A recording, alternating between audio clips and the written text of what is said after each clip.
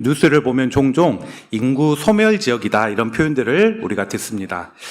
정의가 뭐지? 인구 소멸 지역의 정의가 뭐지? 이런 것도 한번 찾아보니까 인구 소멸 지역이라는 것이 65세 이상의 그런 인구가 65세 이상의 인구가 이제 20살부터 39살까지 아이를 낳을 수 있는 그 연령이죠.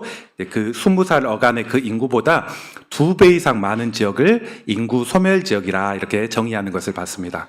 쉽게 얘기하면 아이를 낳을 수 있는 인구보다 노인의 인구가 2배 이상 많아져서 이곳은 이제 급격하게 인구가 감소할 것으로 예상되는 그런 지역을 이야기합니다.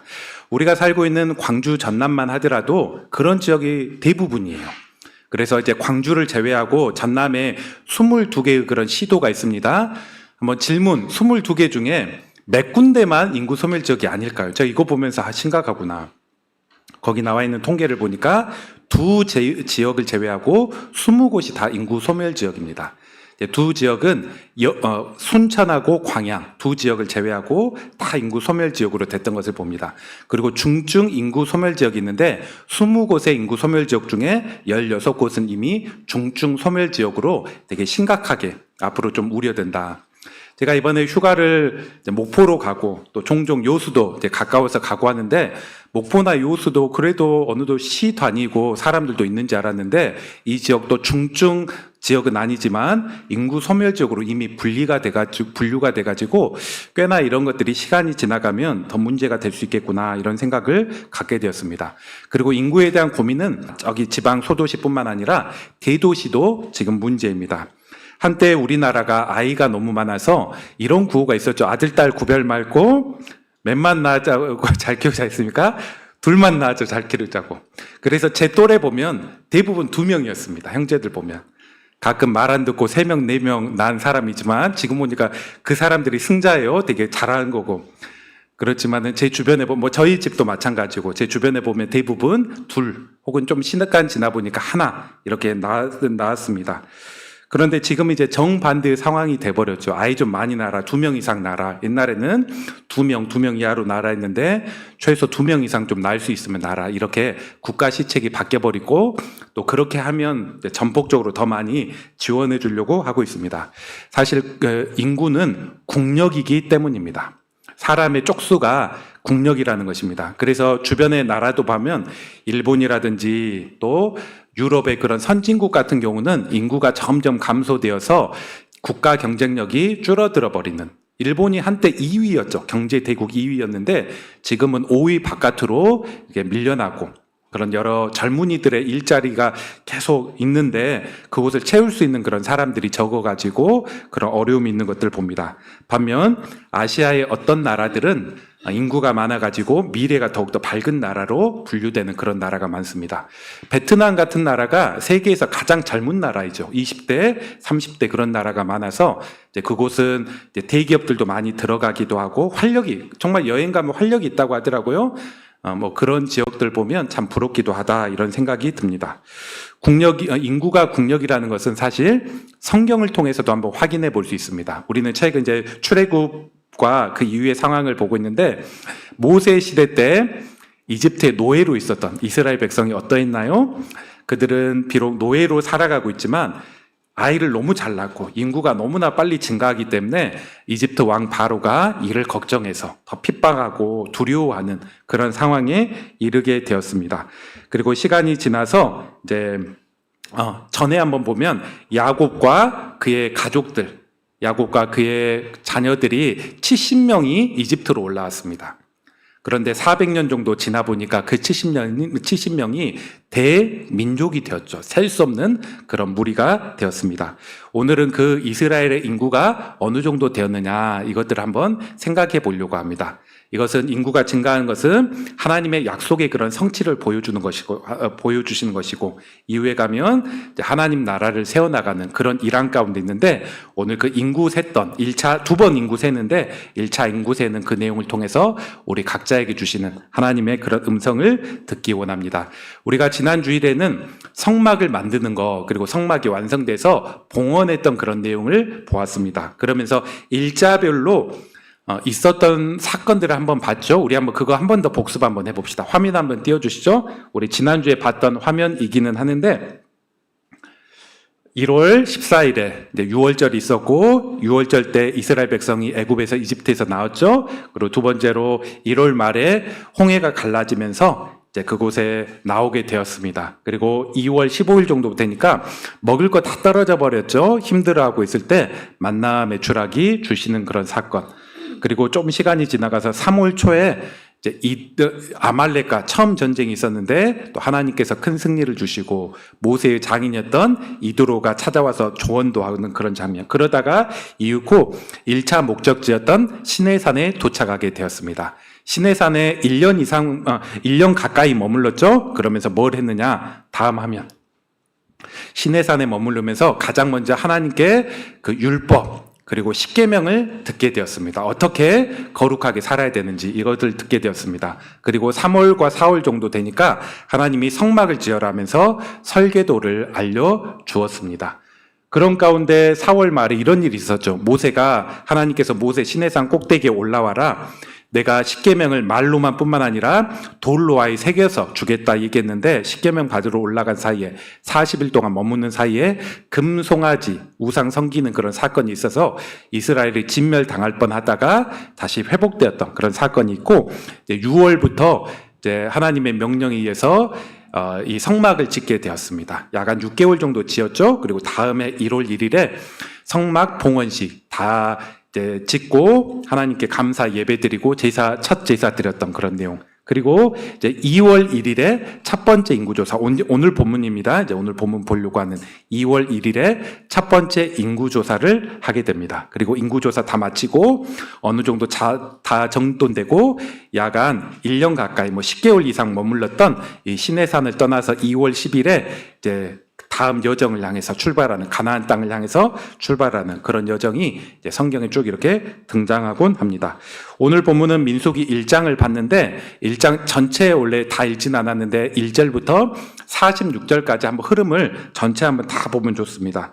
두 부분으로 크게 나눌 수 있는데 첫 번째 1절부터 19절까지는 하나님께서 인구를 조사해라 이렇게 명령을 하시고 인구 조사를 담당한 지파별 대표 지휘관을 하나님이 직접 선정합니다.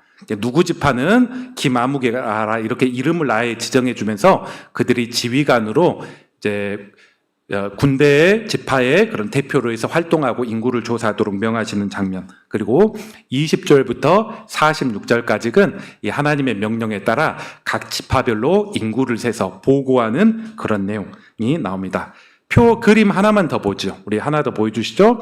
그 결과가 이렇습니다. 눈에 쫙 잘 들어오죠? 이제 지파별로 이렇게 인구조사를 하는데 가장 많은 인구가 있는 지파 어딘가요? 유다 지파가 약 한 7만 4천 명 정도, 7만 4천 명 정도 있었고, 그 다음 두 번째가 단 지파, 이렇게 쭉 이렇게 인구 많은 순으로 있습니다. 마지막이 므낫세 지파. 여기 보면 에브라임 지파와 므낫세 지파는 원래 요셉의 후손들이죠. 원래 이 둘이 한 지파가 돼야 되는데 하나님이 요셉에게 축복을 해주셔서 너는 두목을 갖게 하겠다 하면서 요셉 지파라고 하지 않고 요셉은 두 아들 이름을 따서 따로따로 지파가 돼서 요셉은 이제 두 몫을 받게 되는, 이제 장자처럼 두 몫을 받게 해서 에브라임 지파, 요셉 지파. 그래서 인구가 적을 수밖에 없고 사실 둘이 합치면 거의 유다 지파하고 맞먹는 그런 규모. 이렇게 인구조사 결과 보고가 나오게 되었습니다. 우리는 오늘 이 인구조사를 통해서 한번 오늘 본문은 이거예요. 대표 이 사람 해라 하면서 또 어디 지파 대표, 단 지파 대표는 누구 해라 이렇게 쭉쭉쭉 하더니 이들이 다 이제 조사 마친 다음에 우리 몇 명입니다 이렇게 하는 게 오늘 이제 46절까지 그런 이야기, 그냥 쭉 사실을 서술해 나가는 그런 내용인데 우리가 이런 사실의 내용을 통해서도 배울 점이 있죠. 한 두 가지 정도 우리에게 주시는 그런 교훈을 생각해보고 우리가 또 순종해 나갈 것들이 무엇인가 한번 우리가 또 적용하는 시간이 되기 원합니다. 우리 인구조사를 통해서 배울 수 있는 것, 이것을 교훈합니다. 구원받은 백성은, 구원받은 우리는 싸움에 나갈 군사가 되어야 됨을 오늘 성경 인구조사를 통해서 알려줍니다. 하나님께서는 지금 시내산에 머물고 있는데 시내산에서 이제 할 거는 다 정리됐죠. 율법 받았고 또 하나님 어떤 명령도 들었고 성막도 세워졌습니다. 그러면 바로 출발하면 되는데 하나님이 그렇게 하지 않고 인구조사를 하라 명하십니다. 그런데 그 인구조사의 대상이 좀 특별합니다. 우리 3절 다시 한번 보겠습니다. 3절, 우리 3절 그냥 같이 한번 읽어볼까요? 시작. 이스라엘 중 20세 이상으로 싸움에 나갈 만한 모든 자를. 아멘. 자, 인구조사하면 보통 남녀노소 모든 사람 다 조사해야 될 것 같은데 하나님은 그렇게 하지 않고 3절에 이렇게 얘기합니다. 20세 이상, 그리고 남자, 그리고 전쟁에 참여할 수 있는 사람. 이 마지막 표현에 보면 되게 지금 누워서 되게 걷지도 못한 사람 여기 수에 들어있진 않을 것 같고, 전쟁에 참여할 수 있는 군인이 얼마나 되냐, 그 인원을 이제 찾았던 것들을 보게 됩니다. 보통 인구조사를 하는 이유는, 국가마다 하는 이유는 이런 이유죠. 국력을 한번 확인해 보고, 세금이라든지 혹은 뭐 국가의 어떤 정책을 위해서, 징병을 위해서, 이런 것들 위해서 인구조사를 할 때가 많은데, 지금 하나님이 인구조사 시키는 이유는 딱 한 가지 명령이었습니다. 곧 전쟁이 있을 것인데 그 전쟁에 참여할 수 있는 지파별로 인원이, 하나님은 아셨겠죠. 그런데 그들이 한번 확인해 보고 조직해 보도록, 군대를, 그런 조직들을 정비해 나가도록 이렇게 하나님이 명하신 것입니다. 왜 이렇게 해야 되느냐? 이스라엘 백성이 지금 이집트에서 나와서 쭉 가나안 땅으로 가고 있는데, 이 가나안 땅은 그냥 얻는 게 아니죠. 그곳에는 지금 살고 있는 민족, 여러 종족들이 있는 것입니다. 그래서 그 땅을 차지하기 위해서는 반드시 싸움이 있어야 됐고 전쟁이 있어야 됐습니다. 그런데 하나님께서 이미 약 한 400년이 훨씬 전에 아브라함이라는 이스라엘 백성의 믿음의 선조격이죠. 아브라함에게 그런 약속을 한번 해주셨어요. 성경 한번 찾을 수 있는 분들은 빨리 확인해 보십시오. 창세기 15장 16절에 보니까 하나님이 아브라함에게 이런 약속을 해줍니다. 창세기 15장 16절 제가 바로 읽겠습니다. 내 자손, 아브라함에게 말씀하신 것입니다. 내 자손은 4대 만에 이 땅으로 돌아오리니, 하나님께서 이곳 떠날 것이다, 너희 후손들 떠날 것이다 한데 4대 만에 이곳에 다시 돌아올 것이다. 이는 아모리 족속의 제약이 아직 가득하지 아니함이니라, 이렇게 얘기하고 있습니다. 무슨 말인가? 하나님께서 지금 아브라함에게 약속해 주기를, 지금 너가 밟고 있는 주변에 있는 땅을 너희 후손들 가운데 다 줄 거야.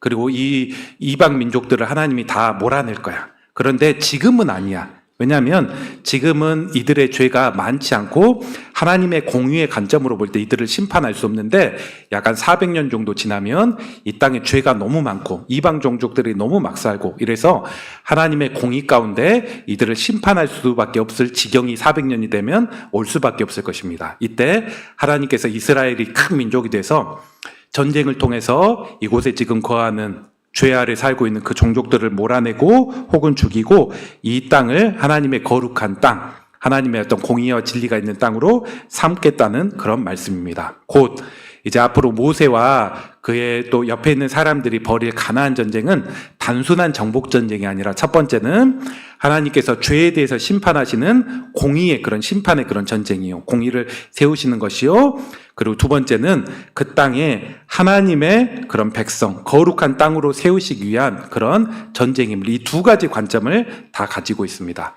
이 전쟁을 수행하기 위해 지금 하나님께서는 인구를 쫙 이렇게 세봐라, 20세 이상 남자, 전쟁에 참여할 수 있는 그런 사람을 세고 이제 군대를 좀 정비하고 전쟁에 나간 다음에 이렇게 하도록 그 가족별로 이것들을 정돈해 나가라, 이렇게 얘기하고 있는 것입니다. 이게 바로 인구조사의 목적. 그런데 이것은 단순히 당시 모세 시대에 있었던 이스라엘에게만 끝나는 게 아니라, 이제 성경 전체의 관점을 보면 이것은 모형이라고 얘기합니다. 그리고 실제 신약 시대에 어떤 것들을 예비하고 이것은 모형이다, 이제 그림자다. 이제 그림자가 있다면 실체가 있죠. 이건 그림자인데 그 실체는 뭐냐? 바로 신약의 교회요, 신약의 성도들이 바로 이스라엘 백성임을 이야기하고 있습니다. 1년 전 이스라엘 백성은 유월절 날에 어린 양 잡아서 죽지 않고 구원을 받게 되었습니다. 그리고 하나님 출애굽하여서 구원받은 백성으로 살게 되었습니다. 이 어린 양이 누구를 상징하냐? 교회 다닌 사람은 다 알죠? 예수 그리스도를 상징합니다. 우리는 예수님을 통해서 예수님의 죽음과 십자가 은혜에 예수님을 믿어서 어린 양의 피로 우리도 구원을 받았죠. 그러면 우리는 누구냐? 구약의 이스라엘 사람처럼 구원받은 백성이요. 이후에 보면 전쟁을 수행해야 될 그런 자, 영적인 군인, 또 하나님의 백성, 전쟁하는 그런 교회라는 것입니다. 그래서 구약의 이스라엘 백성이 죄와 싸웠던 것처럼 신약의 교회와 신약의 백성들은 죄와 싸우고 또 세상의 불의와 싸우고 사탄과 또 여러 불신의 가치관과 이렇게 싸우는 믿음의 싸움이 있는 게 바로 우리의 삶이죠. 이런 싸움의 내용들은 에베소서 6장, 전신갑주 입으라 이런 표현 가운데 자세하게 나타났습니다. 그래서 신약의 교회들을 신학적으로 이야기하기를 신약의 교회는 전투하는 교회다, 싸우는 교회다. 우리가 죽은 다음에 천국 가면 안식하고 평안을 누려나가는 그런 교회와 성도들이지만 이 땅의 성도들의 삶, 교회의 삶들은 안락하고 평안하고 소풍 가는 게 아니라 전쟁하고 싸우고 영적으로 깨어서 그런 삶들이 바로 신약의 백성들이요 교회의 모습이라 이야기합니다. 오늘 말씀 가운데 이렇게 얘기합니다. 인구를 세라고 하는데 20세 이상 싸움에 나갈 만한 자, 싸움에 나갈 만한 자. 그렇다면 우리는 우리에게 한번 적용해 볼 때 우리는 하나님 보실 때 싸움에 나갈 만한 자라고 우리도 세해질 수 있는 그런 사람인지를 한번 우리는 돌아볼 수 있을 것입니다. 영적으로 예수님 믿고 태어났긴 했지만 어린아이의 모습으로 오랫동안 머물러서 도저히 싸움을 데리고 갈 수 없는 그런 사람, 혹은 많이 병들어서 지금 오늘 내일 지금 계속 힘들어서 지금 침대에 누워있어서 도저히 데리고 갈 수 없는 영적으로 좀 아픈 사람, 이런 모습인지, 아니면 내가 언제 믿었는지와 상관없이 그래도 영적인 싸움에 깨어있고 참여할 수 있는 그런 사람인지, 오늘 한번 우리 말씀을 통해서 우리 자신 한번 대입해보고 돌아볼 수 있는 것입니다. 사실 우리의 신앙생활이라는 게 취미생활이나 교양 하나 넓히는 그런 것들이 아니죠. 어떤 사람은 뭐 이렇게 교회 열심히 다니려고 하냐, 그냥 좀 취미생활 하듯 시간이 있으면 좀 하고 바쁘면 좀 안 하고 그러면서 좀 있으면 또 다시 하고, 이런 게 신앙생활이지 뭐 그렇게 열심히 하려고 하느냐, 이렇게 이렇게 권면도 하고 적당히 해라 이렇게 얘기하는 사람도 있습니다. 사실 우리의 신앙생활이 취미생활이나 예수 믿고 또 어디 소풍 가고 나들이 하고 그런 어떤 차원이라면 우리가 그렇게 해도 충분합니다. 어렵고 바쁠 때는 좀 쉬었다가 그렇게 해도 될 것입니다. 그런데 우리의 신앙의 여정이 산보나 소풍이 아니라, 교양 쌓는 게 아니라 전쟁이고 싸움이고, 또 우리 안에 우리의 믿음, 또 그나마 조금 남아있는 믿음까지도 다 없애버려가지고 마귀 사탄의 나라의 백성으로 영원히 살고 지옥에 끌려가게 하려는, 영원한 멸망 가운데 가려고 하는 그런 어떤 영적인 싸움들이 보이지 않는 세계 가운데 있다는 것을 안다면 이건 이제 차원이 달라지죠. 우리가 이것들을 안다면 우리는 분명 무장해야 되고 성장해야 되고 영적으로 더욱더 깨어 있어야 될 것입니다. 지금 당장 내 앞에 피트기는 전쟁이 없다고 할지라도 또 때가 되면, 상황이 되면 언제든지 칼을 들고 일어설 수 있는 그 정도의 준비, 무장이 되어 있어야 되는 것입니다. 그런데 오늘날 교회를 돌아보는 어떤가, 사실 그렇게 영적으로 깨어서 사는 그런 사람도 있는 반면에 반대의 모습의 사람들도 너무 많습니다. 하나님과 말씀에 대해서 무지한 사람들, 잘 모르는 사람들, 세상의 유혹 앞에 너무나 쉽게 왔다 갔다 하고 무기력하게 살아버리는 사람들, 시험 들어가지고 오랫동안 그런 시험 가운데 머물고 있고, 지금은 너무나 평범하고 그냥 겨우 그냥 신앙 정도 지키려는 그런 사람들, 힘든 일 찾아오면 오늘 그 민수기서에 나오는 이스라엘 백성처럼 금방 불평이 터져 나와버리고 뭔가 원망과 불평의 그런 삶으로 살아버리려는 그런 사람들, 이런 사람들이 교회에도 상당수 있는 것입니다.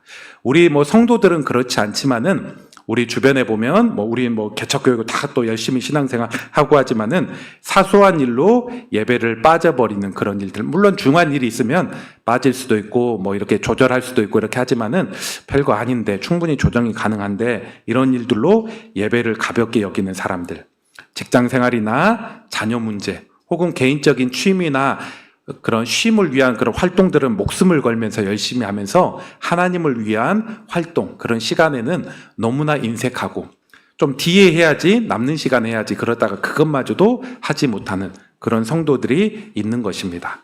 나는 어디에 더 가까운 그런 사람인가?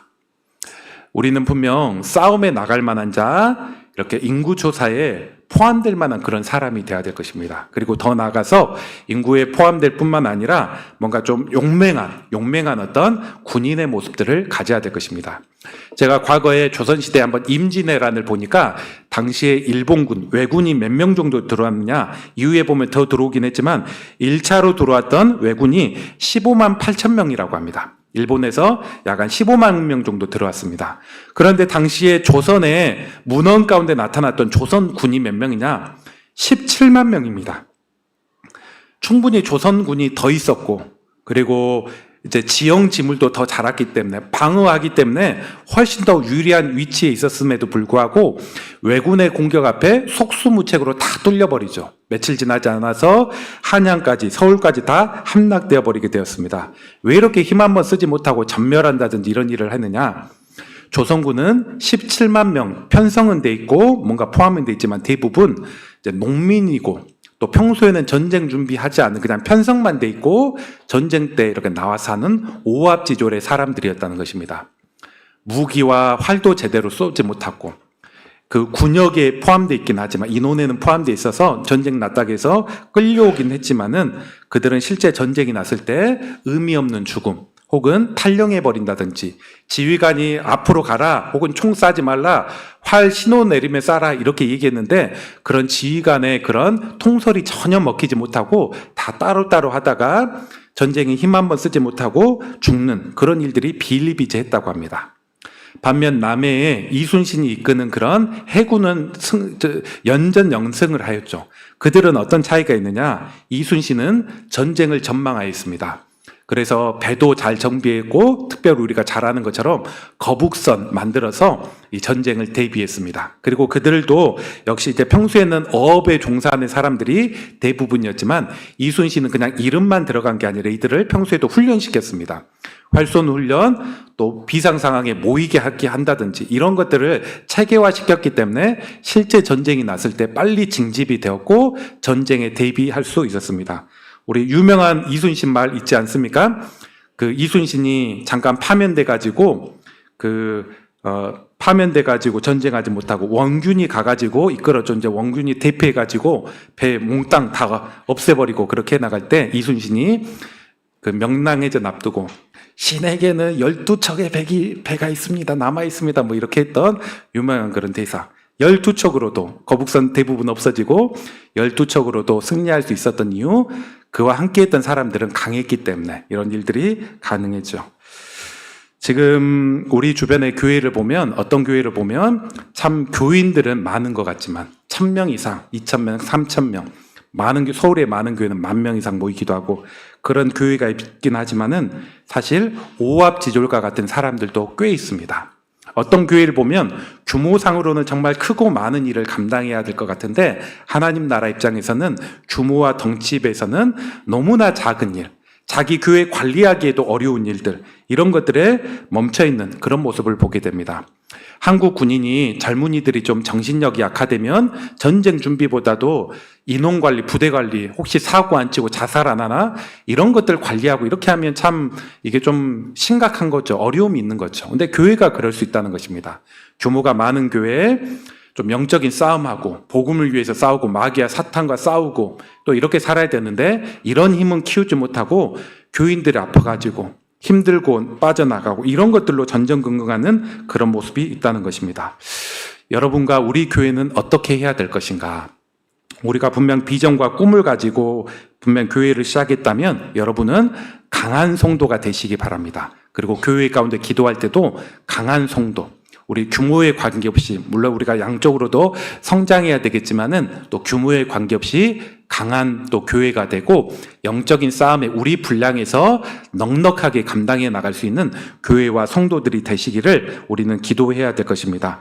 여러분도 한번 이렇게 다짐하시기 바랍니다. 내가 강한 성도가 돼야 되겠다. 필요하다면 훈련도 받고 또 내 감정대로 살지 않고, 예수님 말씀하셨던 것처럼 자기 부인하라고 자기 부인, 예수님 제자 되기 위해서 해야 된다고 했는데, 귀찮다, 실증난다, 하기 싫다, 이렇게 내 감정이나 내 그런 의지 따라서 그냥 휘둘리지 마시고 이제 자기 부인이 무엇인지 내 감정이나 의지를 딱 부인하고 하나님의 말씀이 있다면 내가 그거에 순복하여 살아가는 것들이 무엇인지 이런 것들을 한번 고민해 보면서 자기 부인의 훈련도 해보시기 바랍니다.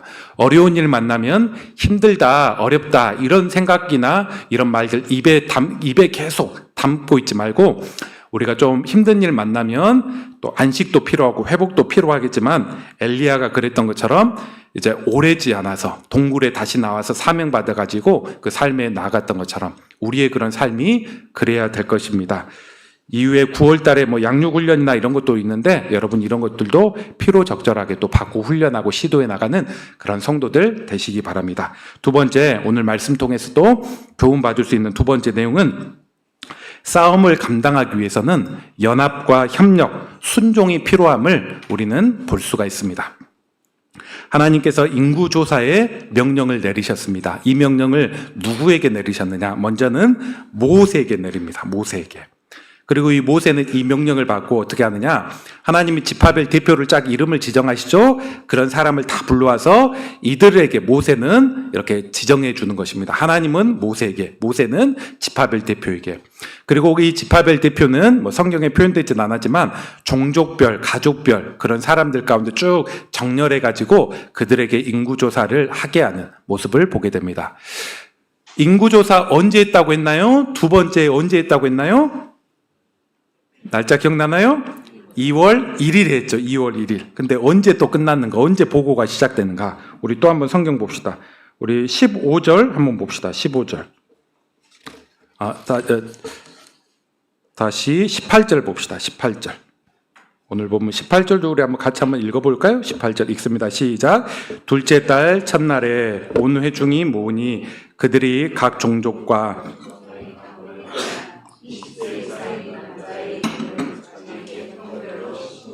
아멘. 자, 1장 1절에 보니까 둘째 달 하루 2월 1일에 명령 받았다고 했어요. 근데 18절에 보니까 또 어떻게 했느냐?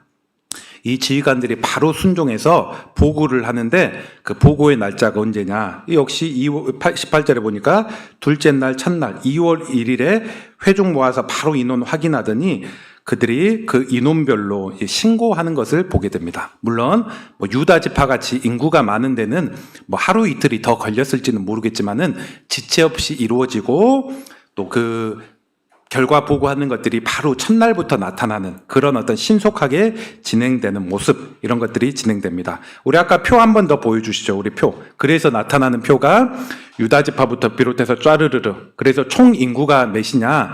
20세 이상 남자 조사해 보니까 인원 몇 명인가요? 60만 3,550명. 이 인원이 이제 그래서 이스라엘 백성을 60만 이렇게 얘기합니다. 이 60만이라는 것을 20살 이상 싸움에 나갈 수 있는 남자들만 의미해요. 그래서 아이들, 여자들, 그리고 병약한 사람들 이런 사람까지 하면 훨씬 더 몇 배 더 규모 많은 그런 인원이 될 것입니다. 이런 인구조사의 그런 모습을 보면서 우리는 한번 이런 당시에 이스라엘 백성이 체계라든지 조직이라든지 이런 것들이 그래도 생각보다 잘 거쳐졌고 이 지휘관들이 하나님과의 모세의 말에 잘 순종해서 순응해서 이런 것들이 빨리 진행됐구나 이를 배울 수 있습니다. 이제 군사의 조직을 이제 짜야 될 것인데 그런 것들이 순적하게 생각보다 진행됐구나. 물론 이스라엘 백성들 이후에 보면 좀 이렇게 불순종하고 또 하나님 앞에 좀 반역하고 이런 모습이 보이긴 하지만 지금 민수기 이 현장 특히 시내산에서 이 두려운 하나님도 받고 금송아지 하다가 죽을 뻔하기도 했고 정신이 바짝 들었겠죠. 이런 상황 가운데 즉각 순종해 나가는 그런 모습을 볼 수 있습니다. 이렇게 다 인원이 정리되고 어느 정도 진을 다 정리된 다음에 이제 한 2주 정도 넘어서 2월 20일에 시내산을 떠나서 출발해 나가는 그런 모습을 보게 됩니다. 앞서 우리가 믿음의 삶이 영적 군사의 삶, 또 전쟁의 삶이 있다고 했는데 교회가 이런 전쟁, 또 우리 성도들이 이런 영적인 싸움을 잘 감당하기 위해서 우리는 어떻게 살아야 되는가? 우리에게는 필요하게 권위도 있어야 되고 또 질서도 있고 순종도 있고 이런 것들 통해서 우리 교회와 우리 성도들은 바른 믿음의 삶, 또 군사로서의 그런 삶을 살아갈 수 있습니다. 권위가 바로 서 있고 또 권위에 대한 존중과 순종이 있을 때 그 군대는 그리고 그 집단은 그 교회는 더욱더 견고하게 서고 빠른 보고는 물론이거니와 빠른 어떤 활동들, 또 정확한 어떤 활동들이 가능한 것입니다. 그에 비해 오늘날에는 사실 권위가 많이 훼손된 그런 시대입니다. 이제 권위라는 말이 그런 말이죠. 사람들을 지휘하거나 따르게 하는 그런 힘, 이런 것들을 우리가 권위라고 하죠.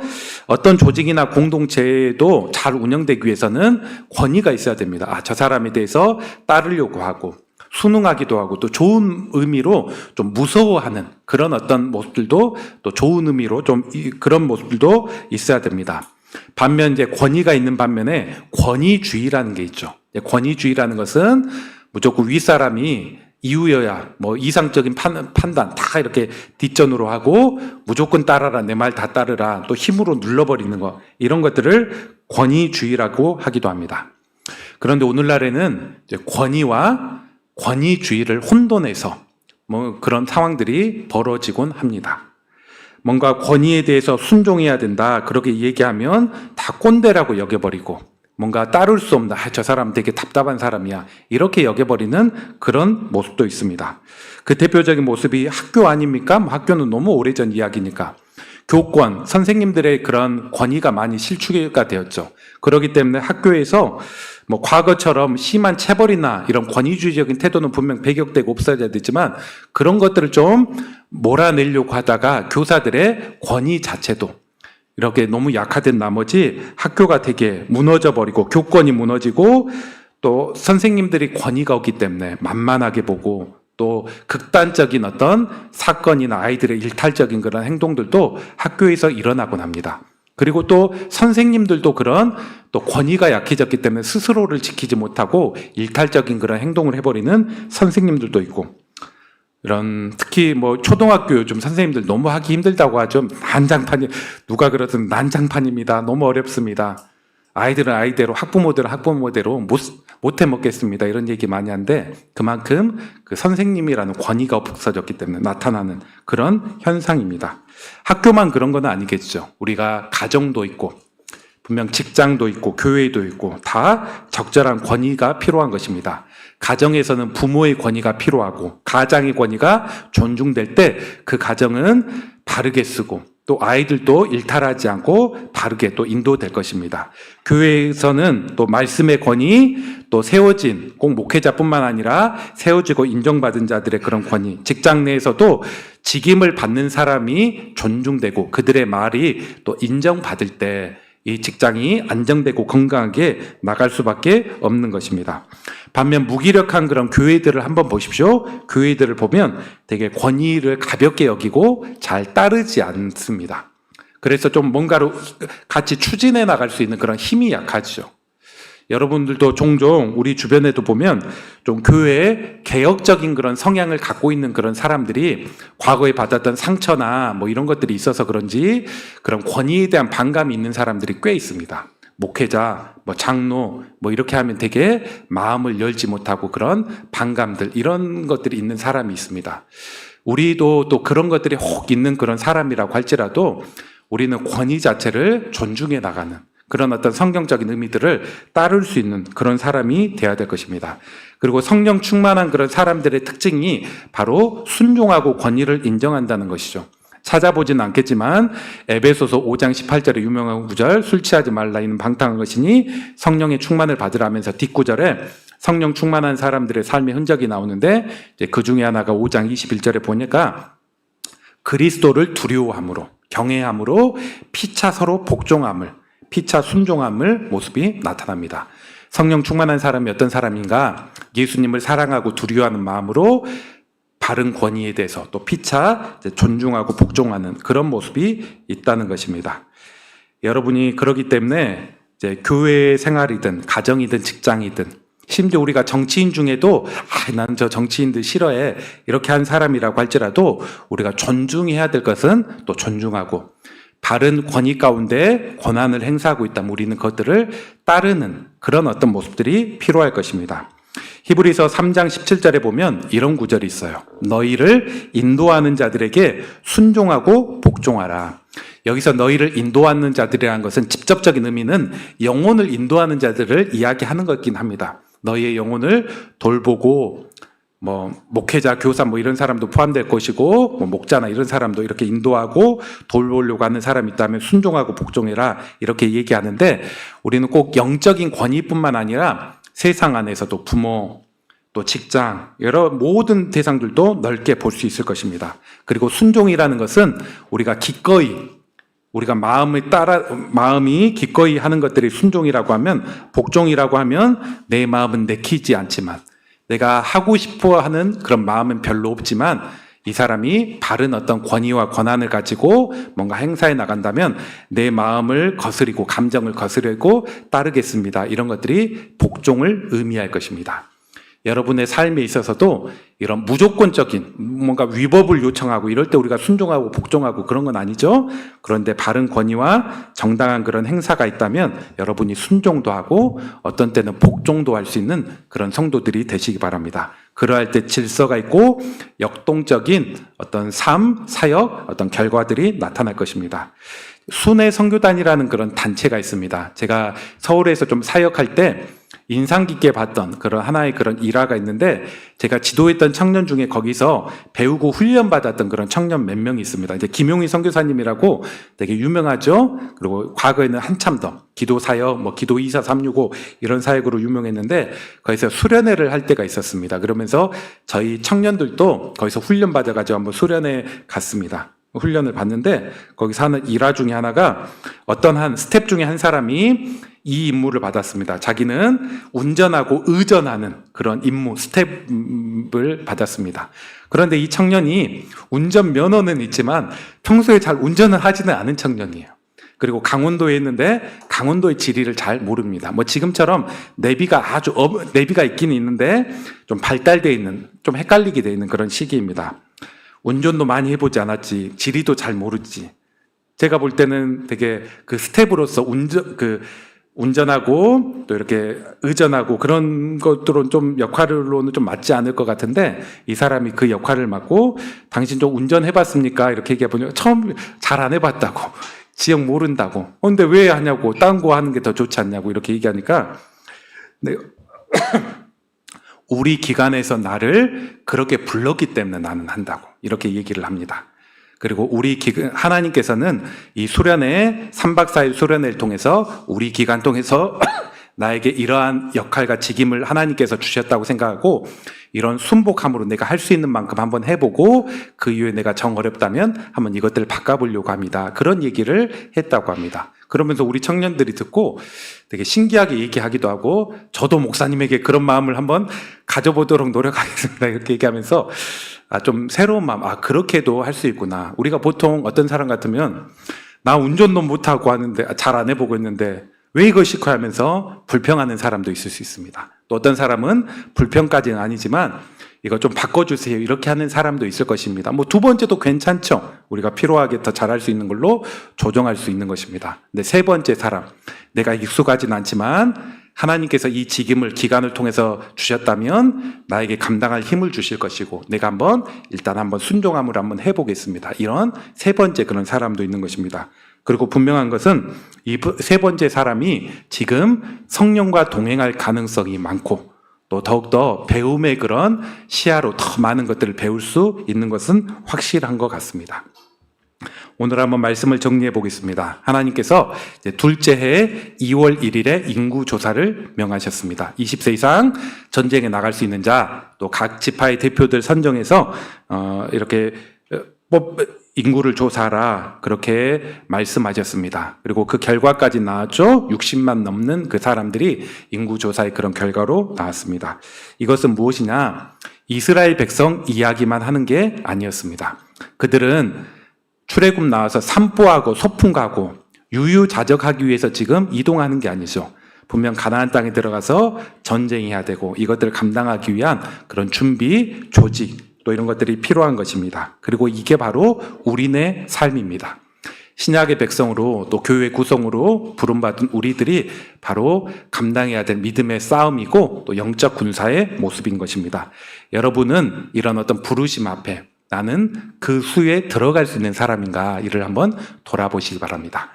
다 들어가셔야 되죠. 그리고 들어가신다면 우리가 좀 자리만 지키는 그런 사람인가, 아니면 언제라도 칼을 빼들 수 있고 활을 쏴고 총을 들 수 있을 정도로 무장되어 있는 사람인가, 이를 한번 돌아보시기 바랍니다. 그리고 여러분이 부족하다고 생각할 때 뭔가 믿음의 시도를 한다면 하나님은 여러분을 도우실 것입니다. 왜냐하면 하나님이 가장 우리가 영적으로 성장하기 원하시고 무장하기 가장 원하신 분이 하나님이시기 때문입니다. 그리고 두 번째로, 나는 질서, 권위, 또 이런 것들에 어떻게 자주 대해 나가는 그런 사람인가, 이런 것들도 돌아보시기 바랍니다.